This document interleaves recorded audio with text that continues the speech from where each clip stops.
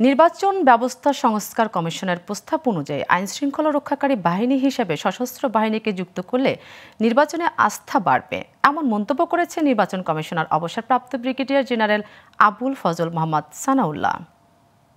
সকালে নীলফামারী সরকারি কলেজ মিলনায়তনে ভোটার তালিকায় হালনাগাদ 2025 উপলক্ষে তথ্য সংগ্রহকারী সুপারভাইজার ও নতুন ভোটারদের সাথে মত বিনিময় সভায় এসব কথা বলেন তিনি। আগামী নির্বাচন কবে অনুষ্ঠিত হবে তা নির্বাচন কমিশনের জানা নেই জানিয়ে তিনি বলেন, প্রধান উপদেষ্টার বক্তব্য অনুযায়ী স্বল্প সংস্কার শেষে এবছর ডিসেম্বরে বা 26 জানুয়ারি জুনে নির্বাচন করা সম্ভব। নির্বাচন ব্যবস্থা সংস্কার কমিশনে কিন্তু একটা প্রস্তাব এসছে যে আইন শৃঙ্খলা রক্ষাকারী বাহিনীর সংজ্ঞার মধ্যে সশস্ত্র বাহিনীকেও সংযুক্ত করার। আমরা অপেক্ষা করি, দেখি এটা সংযুক্ত হয় কিনা, হলে পারে একটা ভ্যালু অ্যাড হবে বলে আমরা আশা করি।